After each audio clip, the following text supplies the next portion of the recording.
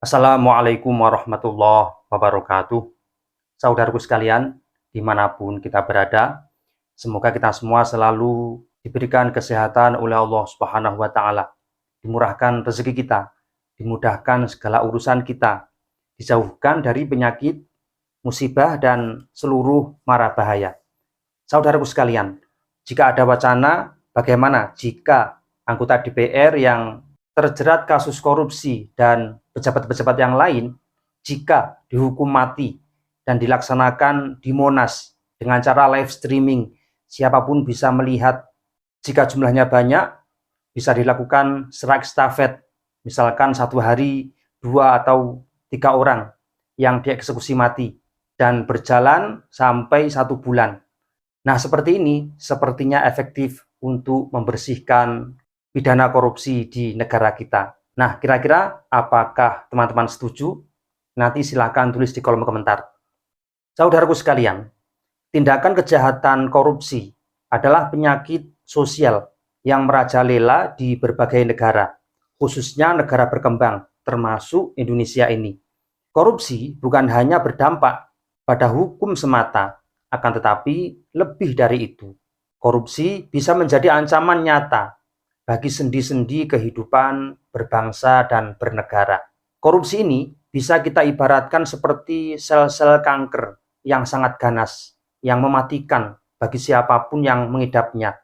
Jika dibiarkan begitu saja, maka lambat laun akan menggerogoti tubuh seseorang dan akan mati. Ia akan menggerogoti sebuah kehidupan berbangsa dan bernegara dari berbagai lini. Dan dampaknya sangat buruk yang akan melanda masyarakat kita. Apakah dampak negatif dari perilaku korupsi ini, teman-teman? Yaitu diantaranya, yang pertama, bisa merusak fondasi ekonomi. Mengapa ini bisa terjadi? Karena dana publik yang seharusnya digunakan untuk pembangunan dan pelayanan masyarakat seringkali digunakan untuk kepentingan pribadi. Dengan begitu, pertumbuhan ekonomi di masyarakat menjadi terhambat dan lambat atau bahkan terbelakang. Kemudian dampak negatif berikutnya yaitu yang kedua, menghancurkan keadilan sosial. Karena masyarakat yang kurang mampu selalu menjadi korban utama dari perilaku korupsi ini. Sedangkan pelaku korupsi sendiri mendapatkan keistimewaan dan fasilitas tanpa batas. Kemudian dampak negatif berikutnya dari perilaku korupsi yaitu melemahkan sistem pendidikan dan kesehatan. Mengapa? Karena anggaran untuk keduanya ini, yaitu untuk pendidikan dan kesehatan, merupakan sasaran empuk bagi para koruptor. Nah, karena anggaran dana dikorupsi, maka kualitas sumber daya manusia dan kesehatan di negara kita khususnya menjadi menurun drastis. Itu disebabkan karena kekurangan dana. Saat ini semuanya sedang kita alami bersama. Kemudian dampak berikutnya dari perilaku korupsi yaitu menurunnya kepercayaan masyarakat kepada pemerintah. Mengapa ini terjadi? Karena citra negatif terhadap pemerintah dan lembaga-lembaga publik bisa menggerus aspek vital dalam menjaga stabilitas negara yang merupakan fondasi kepercayaan bagi masyarakat. Lalu, jika sudah terjadi dan mengakar seperti di negara kita ini, kira-kira apa yang harus kita lakukan, teman-teman?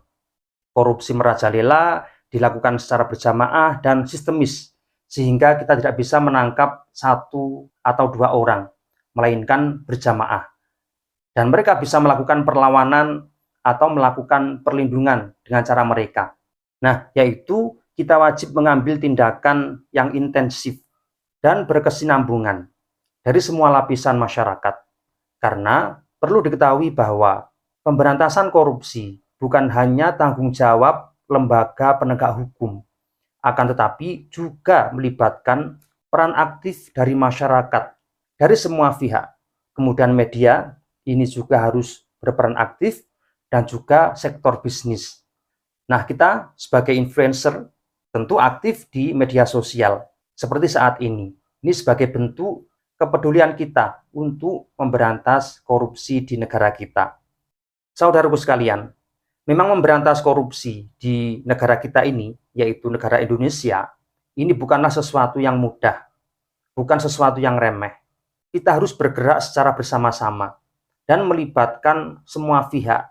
Sebenarnya di Indonesia ini ada 3 trisula pemberantasan korupsi, yaitu 3 cabang cara mengatasi korupsi di negara kita, yaitu berkaitan dengan penindakan, pencegahan, dan edukasi atau pendidikan. Yang pertama, yaitu sula penindakan.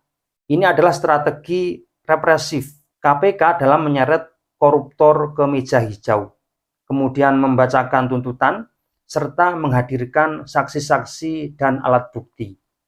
Tentunya ini dengan rentetan langkah-langkah tertentu, yaitu dimulai dari penanganan laporan aduan masyarakat, lalu proses penyelidikan, kemudian proses penyidikan, lalu penuntutan, sampai ke level eksekusi.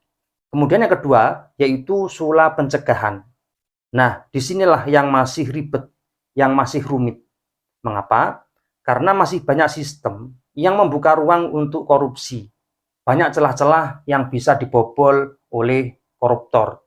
Misalnya, proses pengadaan barang dan jasa. Di sini penuh dengan kepentingan, sehingga banyak celah untuk korupsi. Kemudian, berbelitnya proses perizinan, sehingga memicu terjadinya penyuapan dan penyalahgunaan kekuasaan. Maka yang dilakukan di sini adalah perbaikan pelayanan publik yang dibuat transparan melalui sistem berbasis online atau sistem pengawasan terintegrasi. Sedangkan untuk gratifikasi, penerima wajib melaporkan kepada KPK dalam jangka waktu 30 hari sejak penerimaannya. Jika penerima tidak melaporkan, maka pegawai tersebut dianggap menerima gratifikasi. Ini semua adalah upaya dalam mencegah korupsi di negara kita. Kemudian sula yang ketiga yaitu edukasi atau pendidikan, yaitu terus mengkampanyekan dan memberikan edukasi bahwa tindakan pidana korupsi berdampak buruk bagi sendi-sendi kehidupan kita. Dan pemahaman ini harus kita satukan. Artinya, seluruh masyarakat harus memiliki paham yang sama, yaitu satu kesatuan paham tentang dampak buruk dari korupsi ini. Sehingga dengan pemahaman yang matang tentang dampak buruk korupsi, kita sebagai masyarakat bisa mengontrol tindakan korupsi tersebut. Nah, bagi pelaku atau pejabat yang saat ini sedang menjabat, dia tidak akan berani untuk melakukan kejahatan korupsi karena melihat dampak negatifnya. Lalu mengapa selama ini kita semua masih kesulitan untuk memberantas korupsi, padahal semua sistem sudah dilakukan, wacana sudah ditetapkan, bahkan eksekusi juga sudah dilaksanakan. Tapi kenapa masih belum efektif? Nah, itu ternyata ada beberapa hal, teman-teman. Yang pertama, karena hukum yang lemah. Hukum bagi koruptor di Indonesia ini sangatlah ringan dibandingkan dengan kejahatan yang dilakukan oleh mereka. Sehingga tidak ada rasa takut atau jera bagi pelaku korupsi. Misalnya saat ini, RUU perampasan aset koruptor yang seharusnya segera ditetapkan harus diketok palu. Sampai hari ini juga belum diketok palu. Artinya belum disetujui oleh pihak DPR. Sedangkan eksekusi ini bisa kita lakukan setelah undang-undang itu ditetapkan atau disepakati oleh DPR. Karena DPR bertugas untuk merancang dan membuat undang-undang. Tapi faktanya justru sebaliknya. DPR menjadi benalu dan menjadi penghambat bagi pemberantasan korupsi itu sendiri.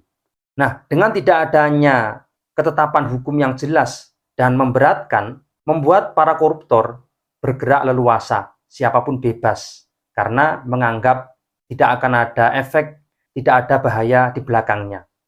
Nah, di sini kekuasaan digunakan untuk mengintervensi proses pengadilan, sehingga para koruptor yang melakukan kejahatan itu tenang-tenang saja, tidak ada rasa takut atau jera sedikit pun.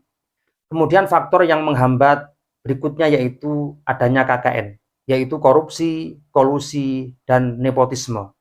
Selama masih ada KKN di muka bumi ini, khususnya di negara Indonesia, penegakan hukum berkaitan dengan kejahatan korupsi tidak akan pernah terrealisasi, tidak akan pernah terwujud, teman-teman. Sehingga secanggih apapun sistem kita, semuanya akan tumpul, semuanya akan mandul. Nah, penghambat berikutnya yaitu sistem birokrasi kita, berbelit-belit dan lambat. Sehingga ini menjadi celah bagi oknum-oknum tertentu untuk meraup keuntungan sendiri. Nah, sekarang kita berfokus pada undang-undang tentang pidana korupsi dan perampasan aset koruptor. Kemudian hukuman bagi koruptor ini harus diperkuat dan dipertegas dan juga harus segera disahkan, teman-teman. Namun faktanya, DPR yang merupakan wakil dari rakyat dan dipilih oleh rakyat justru menjadi sandungan besar bagi gerakan pemberantasan korupsi ini. Bagaimana tidak? Hampir setiap tahun, DPR berkelit, terkesan ogah-ogahan untuk membahas apalagi menyetujui rancangan undang-undang perampasan aset koruptor tersebut. Maka kita sebagai masyarakat yang memiliki negeri ini dan berhak untuk mengontrol pejabat-pejabat pemerintah wajib menaruh curiga, kira-kira ada apa dengan anggota DPR kita. Jadi perlu diketahui teman-teman, bahwa di parlemen sejak dulu sebenarnya sudah sepakat bahwa siapapun yang melakukan pidana korupsi, hukumannya mati. Akan tetapi pada saat itu oleh Ibu Megawati, keputusan itu diinterupsi. Beliau mengatakan mereka jangan dihukum mati, karena jika dihukum mati, kaderku bisa habis semua. Dan ternyata pejabat-pejabat yang menduduki posisi wali kota, kemudian bupati, atau gubernur, dan pejabat-pejabat yang lain yang terjerat kasus korupsi, mayoritas dari kader-kader PDIP. Dan saat ini, kader-kader PDIP sedang menguasai DPR, karena PDIP mendapatkan kursi terbanyak di sini, yaitu di kursi DPR. Dan ironisnya lagi, mengapa masyarakat kemarin tetap tergiur dengan rayuan-rayuan kader PDIP, padahal mereka adalah sumber petaka bagi masyarakat, sumber petaka bagi kita semua. Tapi masyarakat masih banyak yang mencoblos, yang memilih kader-kader dari PDIP, baik di pilkada maupun di pilpres, kemudian legislatif, banyak masyarakat yang masih memilih PDIP. Padahal PDIP ini adalah koruptor terbesar dari sekian banyak partai. Nah, pada saat itu, PDIP mendapatkan 110 kursi atau 18,97% dari total kursi yang ada.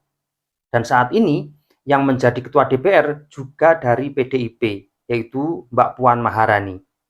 Maka ini sama halnya, kita membiarkan bangsa kita ini dipimpin oleh para penjahat, yaitu kelompok koruptor yang melakukan korupsi secara berjamaah dan sistemis. Dan perlu diketahui bahwa hasil dari survei Lembaga Kajian Strategis Pembangunan atau LKSP menyatakan bahwa partai paling korupsi adalah PDIP, yaitu angkanya mencapai 28,7%. Kemudian dilanjutkan oleh Golkar angkanya 11,1%. Lalu dilanjutkan oleh Demokrat, angkanya mencapai 10,7%. Lalu Gerindra, angkanya 2,8%. Lalu Nasdem dan PKS, yaitu angkanya 2,3%. Kemudian PAN dan P3, angkanya 1,7%.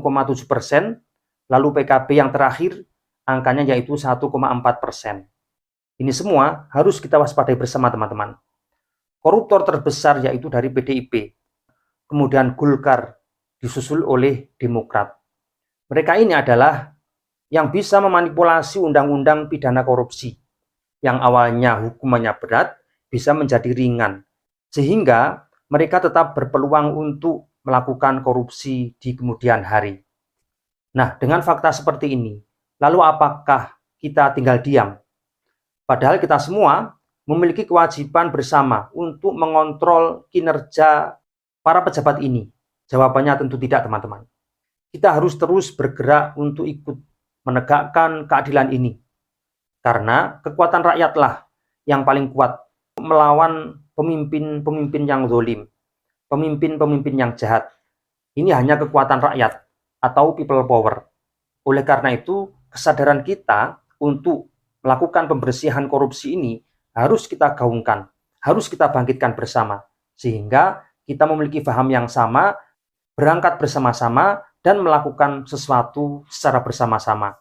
Saudaraku sekalian, hukuman mati bagi para koruptor dan perampasan hak aset adalah langkah yang efektif untuk penanggulangan korupsi, sehingga ini akan memiliki efek jera yang sangat tinggi, efeknya sangat luar biasa, dan sudah dipraktikkan oleh negara-negara lain, misalkan Arab Saudi, Cina, Korea Utara, Irak, Iran, Thailand, Laos, Vietnam, Myanmar, dan Maroko.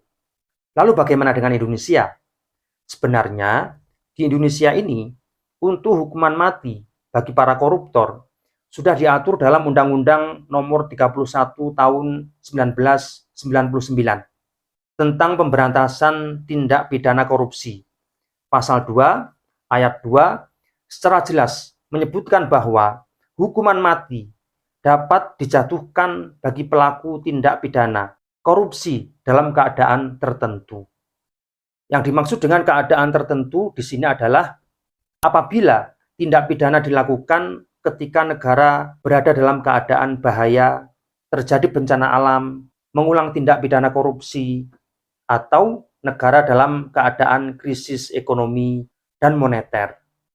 Nah, sayangnya undang-undang ini masih bisa diakali teman-teman, masih bisa dimanipulasi. Maka kita harus pertegas sampai menemukan titik terang, kira-kira batasnya seperti apa. Koruptor ini bisa dihukum penjara atau bahkan dihukum mati. Tentunya semua harus berpijak pada kadar kesalahan atau kejahatan yang dia perbuat. Jika dia berkorupsi jumlahnya sedikit, maka ya hukumannya penjara. Jika dalam jumlah tertentu yang bisa membangkrutkan negara, apalagi sampai memiliki angka triliunan, maka ini harus dihukum mati teman-teman untuk menyelamatkan aset negara ini.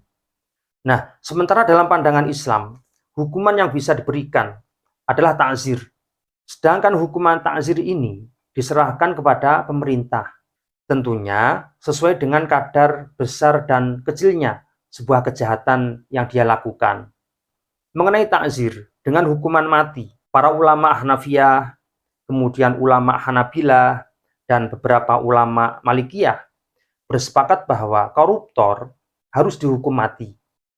Nah, di Indonesia ini, karena korupsi dilakukan secara berjamaah dan sistemis, maka harus kita hukum mati dengan cara digantung dan ditembak mati di Monas. Lalu disiarkan secara langsung atau live streaming, sehingga siapapun bisa menyaksikan, masyarakat yang ada di kota, yang ada di pelosok desa, bisa menyaksikan para koruptor ini dihukum mati. Jika yang harus dieksekusi atau yang harus dihukum mati berjumlah banyak, maka dilakukan secara ekstafet, yaitu dilakukan setiap hari, satu hari bisa 2 atau 3 orang terpidana mati dari kasus korupsi, dilakukan di jam tertentu sampai 1 bulan.